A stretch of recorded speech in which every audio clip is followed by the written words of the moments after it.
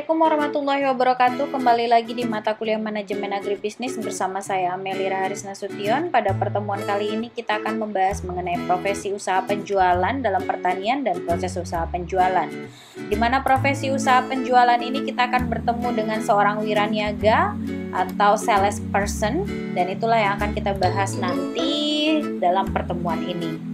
Adapun tujuan dari pembelajaran kita kali ini adalah adik-adik mampu memahami dan menjelaskan atau mengemukakan kembali penjualan dalam pertanian. Nah, kita mulai dengan profesi usaha penjualan dalam pertanian. Nah, hubungan penjualan dengan laba. Sebelum itu, mungkin saya akan membahas mengenai penjualan dan usaha penjualan yang kalau seandainya adik-adik pernah lihat spanduk yang tertempel di berbagai macam posisi, ada yang di pohon, sales person dan segala macam, itu adalah bentuk-bentuk nyata dari seorang wiraniaga di dalam kegiatan penjualan. Dan mungkin adik-adik juga sudah berpengalaman atau melihat beberapa bentuk dari sales person yang mencoba untuk, atau seorang wiraniaga yang mencoba untuk menawarkan produknya. Nah, sekarang kita masuklah ke hubungan penjualan dengan laba. Usaha penjualan itu suatu tindakan pengalihan pemilikan barang dan jasa, sedangkan penjualan itu adalah pertukaran barang dan jasa dengan uang dan pendapatan dan menjadi pendapatan bisnis. Sedangkan kalau kita bicara soal perhitungan laba rugi itu dimulai dari penjualan, kemudian dikurangi dengan semua ongkos beban dalam penjualan tersebut sehingga diketahui berapa laba tersebut. Nah, tentu saja banyak faktor lain yang berbaur di dalam sehingga seorang wiraniaga atau seorang salesperson tidak memikul semua tanggung jawab atas penjualan dan ketersediaan dan distribusi produk serta tuntutan hukum sehubungan dengan cara menjalankan bisnis bersama-sama berpengaruh, tetapi banyak biaya untuk menjalankan bisnis terjadi karena adanya bisnis itu sendiri, yaitu biaya overhead yang besar dan tidak tergantung pada jumlah pendapatan. Sekiranya hasil penjualan tidak cukup untuk menutup biaya overhead serta biaya penjualan langsung, bisnis akan gulung tikar. Tapi laba yang diperoleh dari penjualan menjadi motivasi utama bagi keberadaan suatu bisnis. Nah, dalam bidang agribisnis, wiraniaga atau salesperson ini memikul tanggung jawab langsung atas laba tersebut, terutama dalam perusahaan kecil. Nah, sekarang kita masuk ke bagian selanjutnya, yaitu pemahaman atas usaha penjualan. Jadi, laba itu kan berasal dari penjualan, tetapi penjualan atau sales itu diawali dengan usaha penjualan atau selling. Dan penjualan diawali dengan identifikasi kebutuhan pelanggan dan kemudian meyakinkan pelanggan terhadap kebutuhan tersebut. Jadi, usaha penjual harus membangkitkan keinginan atau wants, yaitu pelanggan harus menginginkan produk atau jasa pelayanan untuk dapat melakukan penjualan tersebut. Nah, sebagian orang kan terkadang menganggap usaha penjualan terutama sebagian hal yang menguntungkan penjual, yang labanya dari penjualan yang nyata. Namun pada dasarnya penjualan itu sebuah kegiatan yang sebenarnya saling menguntungkan satu sama lain, karena penjual memang mendapatkan laba, tapi pembeli juga mendapatkan manfaat dari apa yang dia beli tersebut. Kemudian, usaha penjualan sebagai suatu proses. Jadi, wiraniaga profesional atau salesperson profesional itu sangat menyadari bahwa usaha penjualan benar-benar merupakan usaha perseorangan. Jadi, mereka mengakui bahwa tidak ada jalan satu-satunya yang tepat untuk menjual, melainkan dipengaruhi oleh beberapa faktor, misalnya seperti kepribadian dan pengalaman dan keterampilan dari seorang wiraniaga itu, atau juga dipengaruhi oleh pelanggan yang mempunyai kepribadian dan kebutuhan dan keyakinan terhadap yang disampaikan oleh wiraniaga tersebut, atau juga karena situasi sendiri yang mencakup latar belakang dan keadaan lingkungan sendiri yang unik yang bisa mendukung dalam kegiatan penjualan tersebut. Namun dalam proses penjualan itu seperti yang disampaikan, usaha penjualan itu dapat dikatakan sebagai suatu proses. Dan walaupun masing-masing penjualan berbeda, ada prosedur dan teknik umum yang telah dicoba dan diuji dan dibuktikan oleh ribuan wiraniaga profesional yang berhasil selama bertahun-tahun. Nah, pengetahuan mengenai prosedur ini membentuk dasar kemampuan menjual. Hanya setelah menguasai teknik dasarlah seorang wiraniaga profesional itu bisa produktif dan menyesuaikan sesuai dengan kebutuhan pribadi dan bagaimana dia menyampaikan produknya kepada seorang konsumen, sehingga pada akhirnya proses penjualan bisa berjalan dengan baik gitu. Jadi usaha penjualan itu merupakan suatu proses dari bagaimana seorang wiraniaga belajar bertahap untuk melakukan penjualan terhadap produknya. Nah, kemudian usaha penjualan dalam agribisnis itu memiliki tantangan yang sangat unik sekali. Kenapa demikian? Karena ternyata banyak wiraniaga agribisnis melakukan penjualan kepada pengusaha tani baik secara langsung maupun tidak langsung melalui pihak ketiga yang kemudian menjualnya pada produsen pertanian. Di mana hal ini tentu saja pelanggan akan mempunyai orientasi yang kuat terhadap hal-hal yang dijual oleh wiraniaga tersebut. Meskipun secara alami etika kita terkait dengan penjualan itu merupakan proses yang terkait dengan komunikasi. Nah, seorang wiraniaga itu pasti akan melakukan penjualan dengan cara berkomunikasi yang disesuaikan kepada pengusaha tani atau dengan siapa dia melakukan penjualan. Oleh karena itu, etika sopan santun merupakan salah satu hal yang bisa digunakan seorang wiraniaga agribisnis.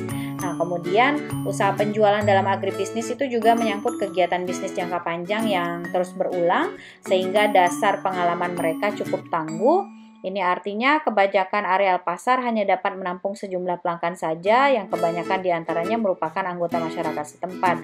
Hal ini tentu saja akan berlaku di pasar lokal maupun di pasar regional yang mencakup wilayah yang lebih luas. Nah, dalam keadaan seperti ini, hubungan antar pelanggan dan wiraniaga biasanya akan berlangsung secara lama gitu ya, dan tentu saja akan berulang-ulang.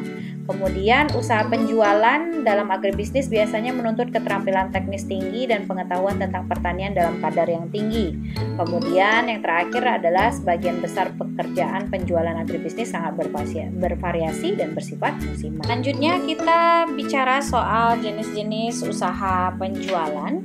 Jadi ada beberapa jenis. Yang pertama usaha penjualan kepada perusahaan manufaktur dan pemproses. Ini bicara soal penjualan produk pertanian yang memerlukan bahan baku dan masukan antara dan menggabungkan menjadi suatu produk yang diperlukan oleh pengusaha tani atau peternak atau produsen dan kadang-kadang konsumen akhir. Sejumlah besar perusahaan industri dan manufaktur memperoleh masukan industri guna pembuatan produk pertanian tersebut. Nah, kemudian juga usaha penjualan kepada penyalur dan penjual borongan.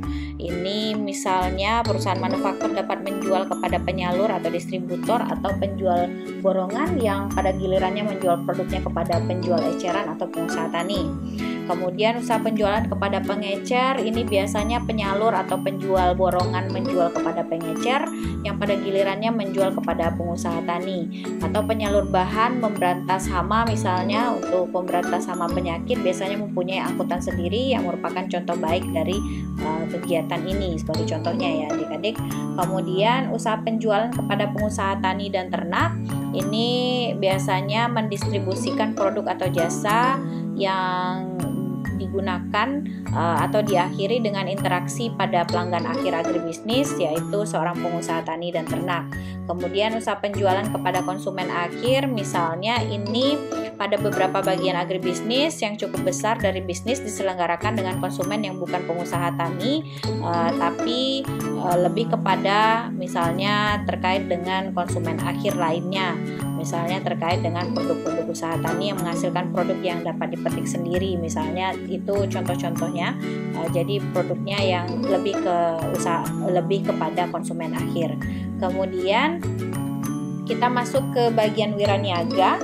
Jadi wiraniaga atau yang saya sebut tadi salesperson ini adalah orang yang melakukan penjualan dalam kegiatan agribisnis dan produk-produk lain, tapi untuk kali ini kita hanya membahas mengenai produk agribisnis, di mana wiraniaga agribisnis tidak hanya bertanggung jawab langsung untuk menghasilkan pendapatan melalui penjualan, tetapi juga menyediakan jasa yang merupakan alat utama untuk menjalin hubungan yang baik dan berkelanjutan dengan para pelanggan, dan untuk menghadirkan perusahaan tersebut di arena pasar gitu ya, untuk bertemu dengan produk-produk lainnya. Nah, tanggung jawab usaha penjualan biasanya dibedakan menurut keterampilan langsung dan tidak langsung yang dibutuhkan oleh seorang wiraniaga. Nah, oleh karena itu ada beberapa hal yang dilakukan seorang wiraniaga di mana dia memiliki tanggung jawab usaha penjualan langsung, yaitu menjual produknya. Kemudian tanggung jawab usaha penjualan tidak langsung, misalnya hal-hal yang terkait dengan fungsi pelayanan, kemudian penyelidikan pasar, atau dia memiliki tanggung jawab untuk melihat bagaimana pasar berjalan di lapangan, kemudian terkait dengan informasi mengenai teknik dan produk itu juga menjadi bagian yang dia kerjakan. Kemudian terkait juga dengan penanganan keluhan dari pelanggan, kemudian penagihan itu juga menjadi kewajiban dari wiraniaga. Kemudian kontak dengan badan hukum atau badan umum, maksudnya dengan orang-orang tertentu yang dibutuhkan untuk memperlancar kegiatan perdagangan seorang wiraniaga. Kemudian juga memiliki tanggung jawab hubungan dagang dan kemasyarakatan, dan tentu saja sebagai bentuk pekerjaannya juga dia bertanggung jawab untuk membuat kertas kerja atau sejenis laporan untuk kegiatan penjualannya. Nah, di sisi lain seorang wiraniaga tentu saja harus melakukan semua hal yang tadi yang pernah saya paparkan sebelumnya. Tentu saja membutuhkan dukungan yang mumpuni gitu ya. Oleh karena itu dukungan bagi wiraniaga itu bisa diperoleh dari supervisor atau tenaga pendukung yang bisa membantu seorang wiraniaga bisnis, kemudian dibantu juga melalui program pelatihan, atau juga dibantu juga dengan dukungan teknis terkait dengan hal-hal dalam bentuk keahlian teknik, kemudian dibantu juga dengan melalui iklan dan promosi. Dengan adanya iklan dan promosi tentu saja itu akan mempermudah pekerjaan dari seorang wiraniaga. Kemudian melalui departemen pemasaran, misalnya menyediakan insentif khusus yang dapat digunakan wiraniaga sebagai alat bantu dalam menjual, atau juga bantuan dari departemen kredit. Misalnya ini lebih kepada mendukung kegiatan lainnya dari kegiatan wiraniaga tersebut. Kemudian ada lagi penelitian dan pengembangan. Ini juga akan memberikan dukungan yang tidak langsung bagi penjualan karena adanya improvement dari barang yang akan dia jual. Nah, ini yang kita bahas mengenai wiraniaga, yaitu profesi yang ada di dalam pemasaran agribisnis. Nah, selanjutnya kita akan bahas mengenai proses usaha penjualan di dalam agribisnis, di mana proses usaha penjualan ini terkait dengan bagaimana kegiatan penjualan dalam agribisnis itu sendiri. Nah, jadi proses usaha penjualan itu salah satunya yaitu proses usaha penjualan langsung, di mana itu merangkum berbagai unsur yang terlibat dalam penyiapan, penjajakan atau pertemuan penjualan atau wawancara penjualan dan kegiatan tindak lanjut setelah penjajakan awal. Nah, di hadapan adik-adik ini adalah proses usaha penjualan langsung. Ada begitu banyak kegiatan yang terjadi, dan ini adalah siklus-siklus yang pasti akan terjadi terus-menerus dalam kegiatan penjualan. Bisa jadi semuanya memang terjadi, atau bisa jadi ada beberapa hal yang terjadi. Bisa jadi ada beberapa yang bisa terkat karena kemampuan dari seorang wiraniaga dalam proses penjualan yang bisa langsung mengena di seorang konsumennya. Dan biasanya itu diawali dari persiapan. Dari persiapan ini adik-adik bisa lihat, dari persiapan banyak hal yang dapat dipersiapkan sebelum menghubungi pelanggan, di mana wiraniaga bisa mempersiapkan diri dengan mempelajari secara mendalam tentang produk dan jasa yang dia tawarkan kepada pelanggan atau pelanggan yang akan dilayani. Karena kalau tanpa persiapan tentu saja dia tidak bisa melakukan komunikasi dengan baik untuk melakukan supaya pembelinya mau membeli. Oleh karena itu biasanya didukung dengan kegiatan training, dan tentu saja untuk persiapan tersebut akan menghasilkan sebuah pengetahuan. Pengetahuan tidak terbatas pada pengenalan produk saja, tetapi juga mencakup pemikiran mendalam atas cara kerja pasar, masukan dan keluaran, dan strategi bersaing. kekuatan dan kelemahan pesaing, serta berbagai hal yang terkait dengan kebutuhan dan masalah pelanggan yang harus diantisipasi yang mungkin bisa terjadi dalam proses usaha penjualan langsung tersebut.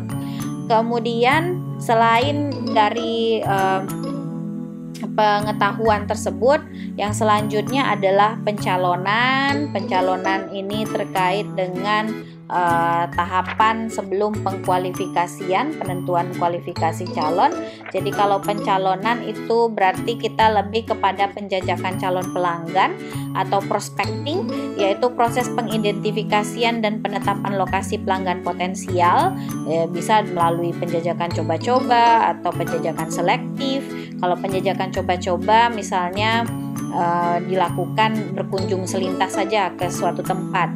Kalau penjajakan selektif misalnya melakukan penarikan minat dari orang-orang yang menurut saudara sebagai wiraniaga sangat mungkin untuk menjadi pelanggan, atau juga melakukan penjajakan terarah nih, yaitu penjajakan yang didasarkan pada sumber-sumber terpercaya.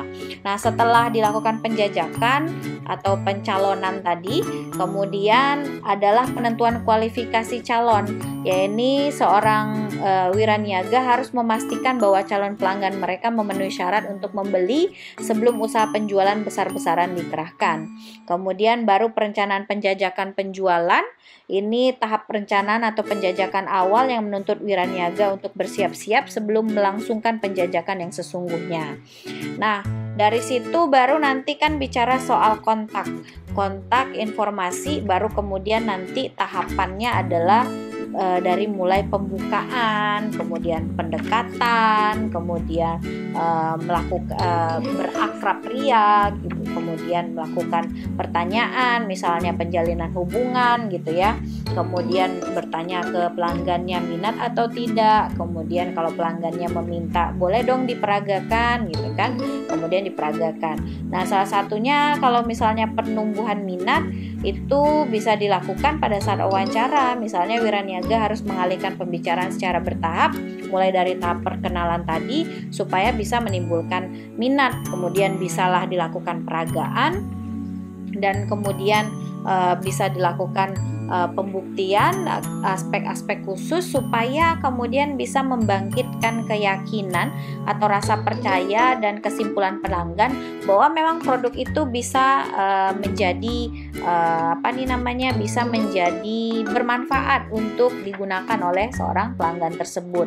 Nah, dari situ kan baru nanti diputuskan apakah dia akan memiliki penolakan atas keyakinan yang kita sampaikan, ataukah justru mereka menerima. Kalau sudah menerima berarti sudah masuk ke tahap selanjutnya, yaitu penjajakan, entah itu terkait dengan kontraknya kah, ataukah terkait dengan deal harganya kah, yang kemudian bisa ditindaklanjuti berupa penutupan kontrak, misalnya berupa harga yang dipilih, kemudian barang yang dipilih, kemudian misalnya terkait dengan aspek-aspek lainnya, misalnya saya bisa beri bonus ini atau segala macam, dan itu bisa menjadi aspek yang menjadi proses usaha penjualan langsung. Jadi bulatan yang di hadapan adik-adik ini merupakan hal yang bisa dilakukan dalam proses usaha penjualan langsung.